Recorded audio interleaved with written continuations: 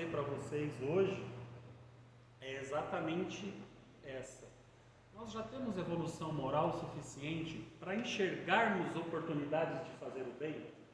Porque muitas vezes a gente está gatinhando tanto que a oportunidade está ao nosso lado e a gente não percebe que podia ter estendido uma mão, ter ajudado um desconhecido, ter dado um lugar na condução, coisa simples.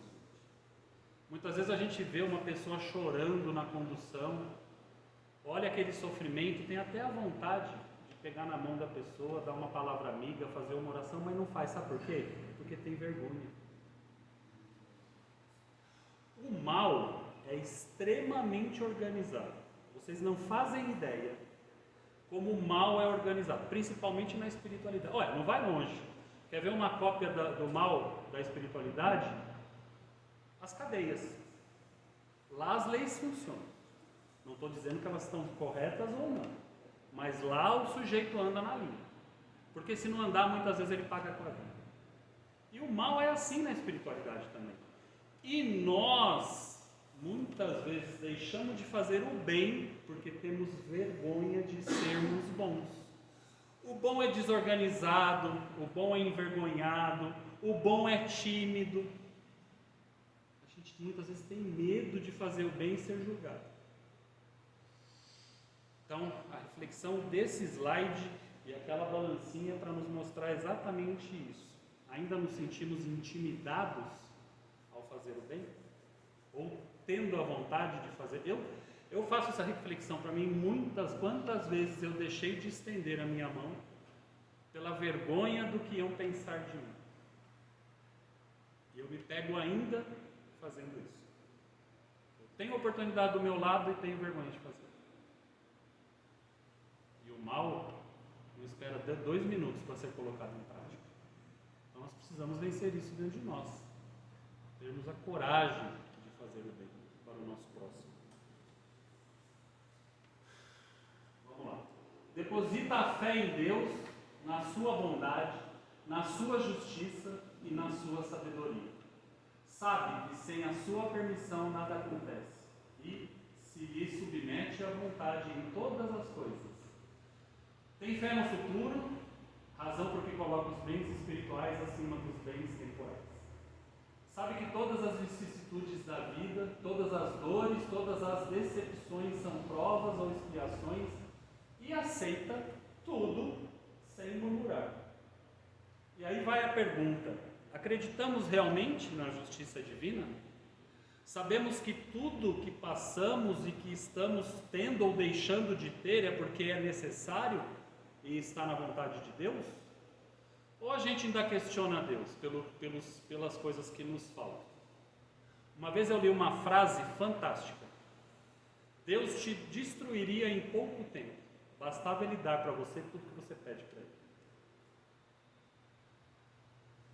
E eu vou fazer só uma reflexão sobre isso agora.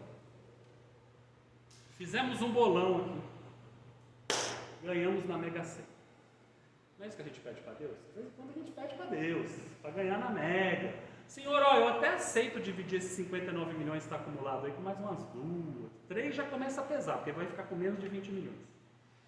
Se nós ganhássemos um bolão da Mega Sena, eu faço esse desafio para vocês aqui. E se cada um colocasse 10 milhões no bolso, duvido que vocês estariam aqui na semana que vem. Semana que vem eu viria porque eu não tinha recebido ainda. Quem estaria aqui sentado nessa cadeira ou palestrando com 10 milhões no bolso? Não vou pedir para vocês levantarem as mãos para a gente não passar vergonha. E é sério que eu estou falando, tá?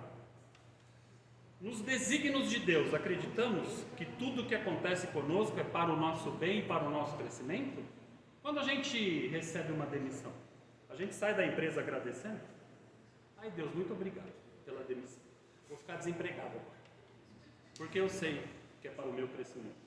A gente acha engraçado, mas era isso que a gente teria que fazer.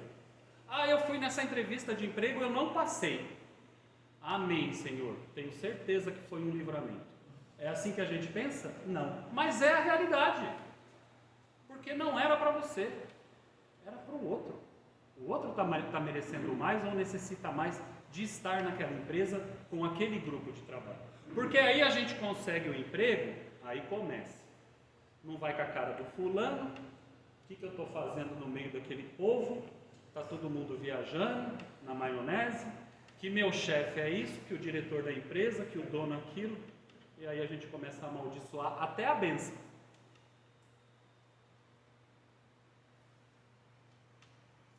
Tudo que acontece conosco é para o nosso bem, para o nosso crescimento. As doenças,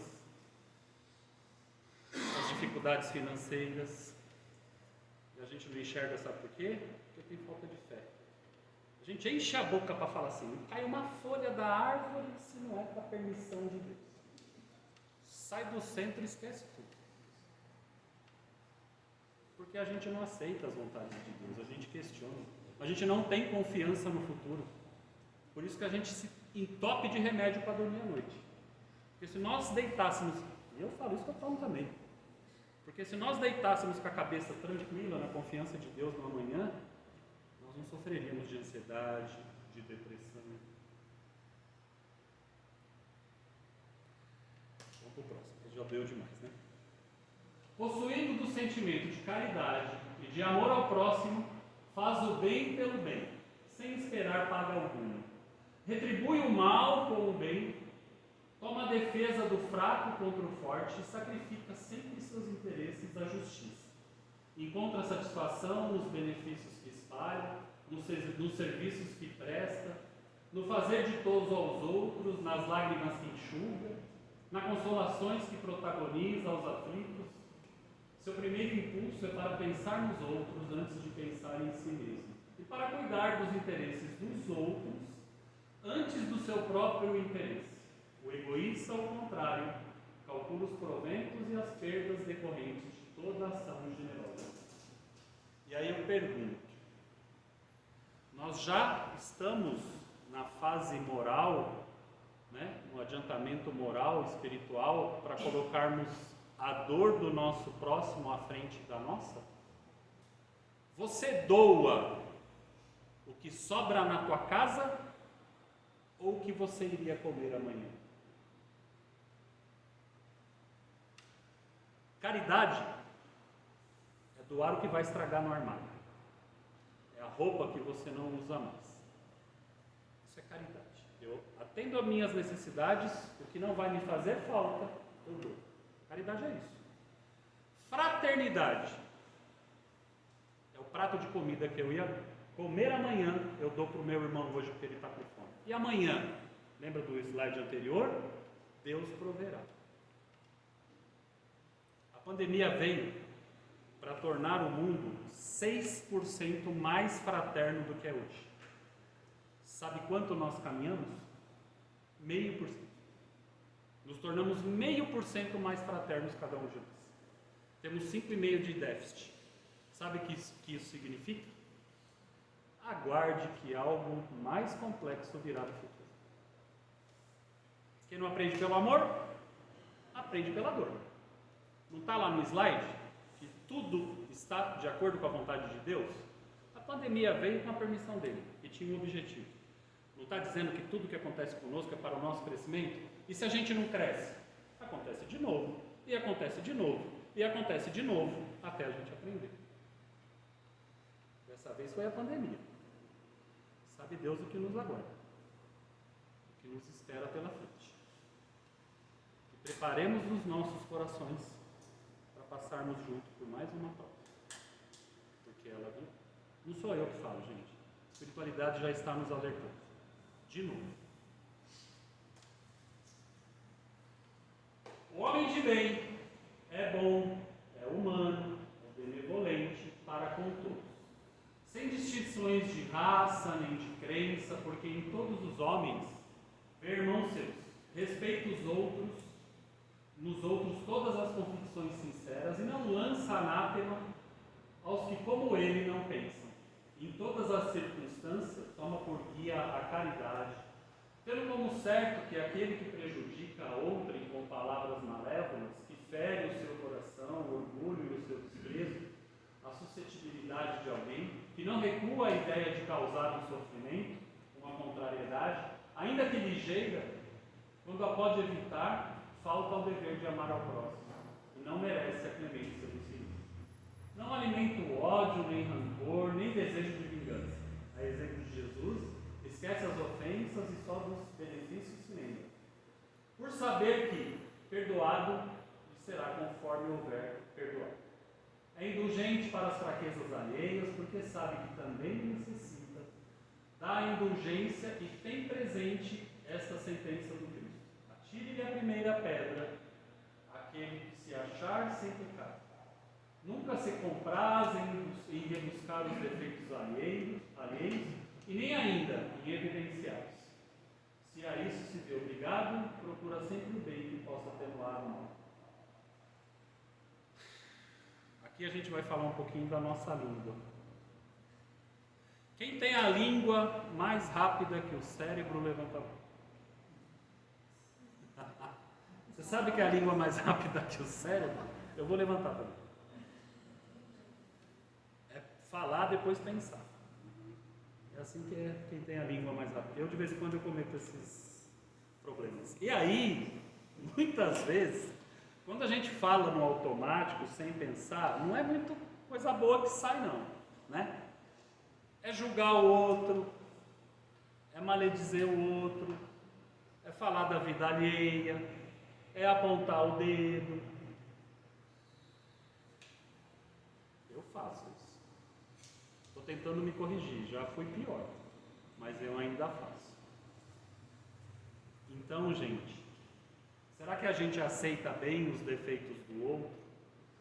Será que a gente entende que os defeitos que nos incomodam no outro, possivelmente é aqueles que nós ainda temos? É o espelho que reflete. E outra, né? A primeira frase nos traz uma reflexão que está muito na moda. Esses dias eu vi uma atriz famosa, ela estava no Serginho, me doeu o coração, e ela falou assim: porque agora, ela falou sério, assim, com a boca cheia, agora é moda levantarmos bandeiras. Nós precisamos de uma bandeira para levantar. Quando a gente enxerga o irmão como um verdadeiro irmão, nós não precisamos da bandeira que combate o racismo, nós não precisamos da bandeira que combate a homossexualidade, a bissexualidade ou qualquer orientação sexual. Nós não precisamos da bandeira que condena ou que defende a religião alheia, porque todos são irmãos, independente do sexo, da orientação sexual, da religião, da cor, da raça. Quem precisa de bandeira, porque ainda precisa combater muita coisa dentro do seu coração. E isso é vergonhoso. A bandeira do partido político, a bandeira do país XYZ. O croata não é meu inimigo, o palmeirense não é meu inimigo, o evangélico não é meu inimigo, o amarelo, o branco, o japonês, o chinês, o coreano. Já passou da fase de a gente ficar levantando bandeira para defender isso, aquilo ou aquilo outro. O irmão é meu irmão e eu o amo, ponto, acabou. Não quero saber se ele tem um companheiro, uma companheira, se ele tem a religião, o time ou o partido político XYZ, isso não me interessa. É assim que a gente ama o próximo, como amamos a nós mesmos. O assassino, o ladrão, o médico, o palestrante espírita, estamos todos no mesmo barco. E é assim que funciona. Somos irmãos em Deus. Ponto. Viemos do mesmo Pai e iremos para o mesmo Pai.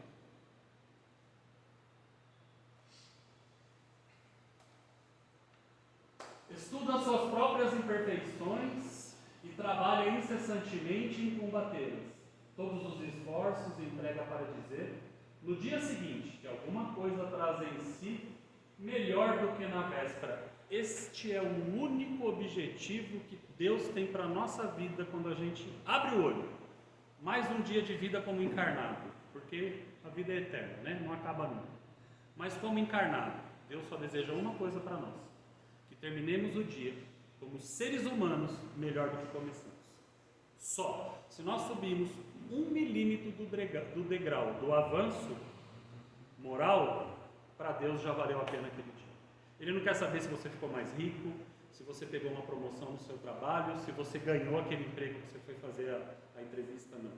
Ele só quer que nós sejamos melhores no final do dia do que quando nós iniciamos aquele dia. Não procura dar valor ao seu espírito, nem aos seus talentos, às expensas de outrem. Aproveita, ao revés, todas as ocasiões para fazer ressaltar o que seja proveitoso nos outros. Tem muita gente que se vangloria, né? Porque eu sou isso, porque eu sou aquilo. E o outro? Ah, o outro. Meu, fulano é um coitado. Beltrano não sei o quê. Falta de humildade. Nós não somos nada. Como eu falei, né? Viemos do mesmo Pai, iremos para o mesmo Pai. Do pó viemos, ao pó voltaremos. Não se envaidece da sua riqueza nem de suas vantagens pessoais por saber que tudo que lhe foi dado pode ser retirado. Usa, mas não abusa dos bens que lhe são concedidos. Sabe que é um depósito de que terá que prestar contas e que o mais prejudicial emprego que lhe pode dar é o de aplicá-lo à satisfação e às suas paixões. A gente costuma dizer assim: quer conhecer uma pessoa? Dê amor, dê poder e dinheiro a ele. Você vai saber quem ele é. O que a gente faz com os poucos poderes que nós temos? Ou o que faríamos se fôssemos poderosos e avantajados financeiramente? É o que eu falei: 10 milhões no bolso, semana que vem não tinha ninguém aqui no salão. Quanta gente ganha na Mega Sena, depois de um tempo está mais pobre do que quando ganhou a Mega Sena? Porque tem consciência de que o que está sendo te dado pode ser retirado. É Deus que está no comando. Precisamos usar os nossos dons, os nossos talentos a favor do Cristo. Eu relutei muito para começar a fazer palestra. E aí um irmão que veio fazer palestra aqui há um tempo atrás, um dia me disse: eu já fazia palestra, mas me culpava muito, porque a gente vem aqui na frente conversar com vocês, e a gente tem tanto erro no coração, e as pessoas que nos conhecem falam assim: mas você fala isso na sua palestra? Como é que você age dessa forma? Porque nós somos iguais, ou até menos avançados, adiantados que vocês moralmente. Mas essa pessoa me falou um dia, uma vez, que me deu tranquilidade. Não interessa quanta treva, quanta escuridão você tem no coração. Se o pouco de luz que você tiver, você colocar a serviço do Cristo. E é isso que a gente precisa fazer. Porque se só os bons viessem aqui, toda terça-feira seria um silêncio nessa casa. Quem iria palestrar aqui? Quem de vocês iria palestrar aqui? Quem de vocês iria palestrar aqui? Eu não iria. Por quê? Para começar, o nosso planeta, qual é a maior característica do ser humano que reencarna no planeta Terra? O mal ainda impera sobre o bem. Os bons já estão em outras dimensões. Mas aqueles que, mesmo sabendo que precisam se corrigir, colocam um pouquinho de luz que tem ao serviço do Cristo, esse é o caminho. Porque é assim que a gente combate a nossa escuridão. Joana de Ângeles disse que quer combater a sua escuridão, torne-se íntimo dela. O que é que desperta o seu ódio, a sua raiva, o seu rancor, a vontade da sua vingança? O dia que a gente descobrir isso, a gente começa a combater esses sentimentos dentro de nós. E não tem problema. Quem aqui não tem raiva? Quem aqui ainda não sente ódio mais do outro quando é confrontado? Quem aqui não explode quando alguém aperta o botãozinho? Eu não vou falar o nome do botão. Pega a esposa, pega o filho dentro de casa, faz essa reflexão. Quando ele aperta o seu botão, se você não explode, isso é raiva. E o companheiro, a companheira sabe onde está o botão. Ele vai no lugar certinho. E aí o homem primitivo floresce, só falta o tacape, né? O pedaço de madeira para você bater na cabeça.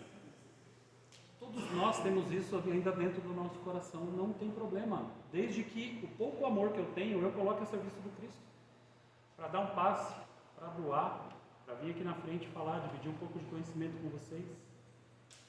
O padre é assim, o pastor é assim, os palestrantes espíritas são assim, e não tem problema. O que a gente não pode é se esconder na escuridão, não, vamos brilhar no pouquinho de luz que dá.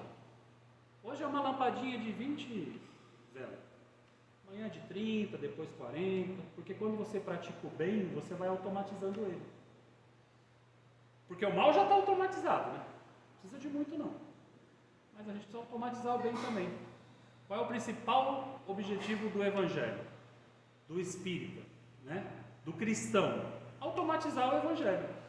A partir do momento que a gente começa a automatizar as lições do Evangelho, a gente já começa a ganhar o direito de reencarnar em outros planetas. Amém. E você sabe o que acontece quando a gente chega lá? Dá vontade de voltar aqui para ajudar quem ficou. Isso é fraternidade. É assim que funciona. Por isso que Bezerra de Menezes ainda trabalha com o planeta Terra. Maria, mãe de Jesus, ainda trabalha com o planeta Terra. Jesus é o nosso governador planetário. Esses caras podiam estar em lugares maravilhosos. Estão aqui, ó, combatendo as nossas trevas junto com a gente. Porque é assim que funciona. Quanto mais a gente cresce, mais a gente estende a mão ao próximo. Eu falei que eu ia fazer a pergunta de novo. Podemos então, depois de tudo isso que a gente conversou aqui, nos considerarmos homens de bem, mulheres de bem, seres humanos de bem? Levanta a mão quem acha que sim. Eu vou levantar sozinho. E eu sou um Zé Ruela. Ó, já teve mais gente que levantou comigo. Pode levantar a mão todo mundo, que eu vou provar para vocês que a gente pode ser considerado homens de bem. Pode levantar a mão aí.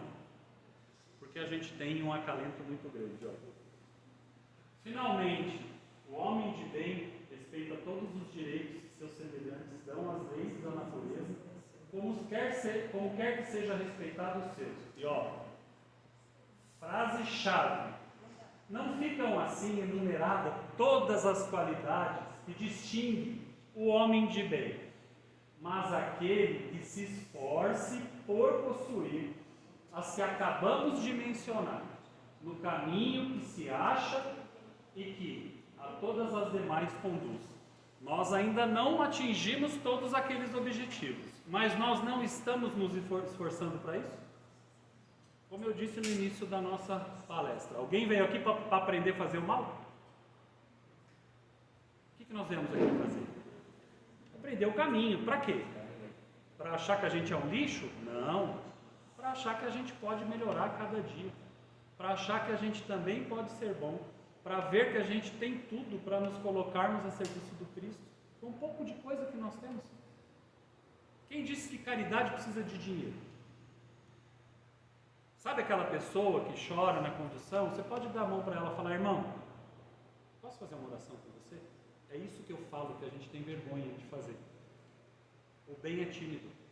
Você fala o quê? Vão achar que, né, eu sou fanático. De repente é uma oração que aquele irmão está precisando. Não é de um pão, não é de um leite, de uma água. Ou simplesmente: irmão, você quer me falar o que está acontecendo? Eu prometo que eu não vou te julgar, só vou te ouvir. Até eu que sou surdinho de ouvido, com ouvido só eu consigo fazer isso. Porque basta um ouvido para prestar para ele, não precisa nem dos dois. Então é isso que nós precisamos assimilar. Ser homens de bem é nos esforçarmos para aumentar a luz e diminuir as trevas e a escuridão que a gente ainda tem dentro de nós. Se nós estamos fazendo isso, nós já podemos nos considerar homens de bem. Quem aqui se considera homem de bem? Não falei que eu ia convencer vocês? Gente, é isso. 8h30, acabou a palestra. Queria agradecer a atenção de vocês. Para os que vieram aqui pela primeira vez, hoje foi uma palestrinha meio de puxão de orelha, mas a gente precisa refletir em como que a gente está, o que a gente precisa fazer, onde a gente precisa melhorar. E não tem problema ter defeito, não. O importante é a gente procurar combatê-los, suprimi-los, colocar a serviço do nosso próximo, começando dentro da nossa casa, o que a gente pode fazer de bom para o outro. É fácil. Dá um beijinho no seu companheiro, na sua companheira, dá um abraço. Sabadão, a hora que cruzar com o vizinho, dá um bom dia, pô. Chega de ficar reparando os defeitos que ele tem, que a gente faz isso. Eu entro no elevador, quando eu encontro um vizinho, eu já começo a orar, falo, não posso ficar julgando. E a gente julga. E a gente não é perfeito, que direito que a gente tem de julgar o outro, não é? Mas a gente ainda é assim. Mas a gente tem que combater. Fé no combate das nossas trevas, no combate dos nossos defeitos. E força, muita força, para fazer a nossa luz brilhar e influenciar positivamente o próximo, a sociedade, a família, o lugar que a gente frequenta, os lugares que a gente vai. É isso, gente. Não tem segredo. Não é tão difícil, não. Amém? Amém. Isso aí, tá bom.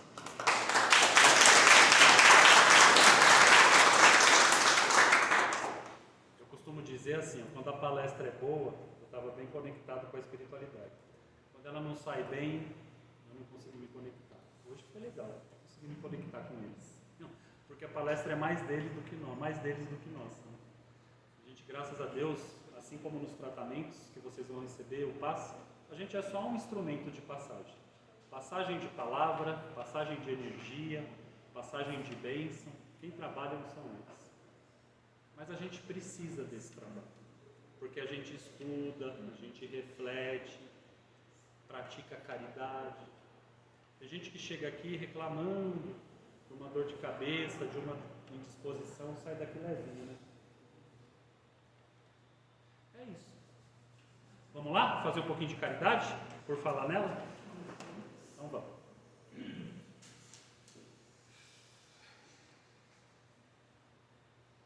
Então vamos abrir o nosso coração, fazer brilhar para fora dele todo o amor que temos, toda a luz que temos dentro dele, tudo que temos de bom nos nossos sentimentos, nas nossas intenções. Entregar a essa espiritualidade maravilhosa, para que ela possa tratar todos os desencarnados que vieram aqui hoje, em busca de um acalento, todos aqueles irmãos que nós trouxemos na memória durante a palestra, quando eu comentei da caixinha de vibração, de tratamento à distância, para que eles recebam, dentro do merecimento deles, essas bênçãos como nós recebemos e ainda vamos receber hoje.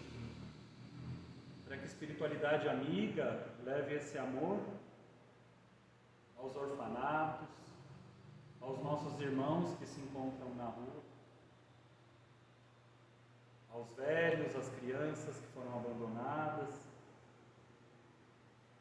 para que eles também recebam um pouco dessa luz, dessas bênçãos, desses cristais de amor. E por que não? Para que esse amor e essas bênçãos sejam levadas aos nossos lares, aos nossos familiares, aos nossos vizinhos, aos nossos colegas de trabalho, aos nossos companheiros de caminhada, esposa, esposo, marido, mulher. Que nós também recebamos todas essas bênçãos de luz e de amor. Que assim seja. Graças a Deus. Obrigado, pessoal.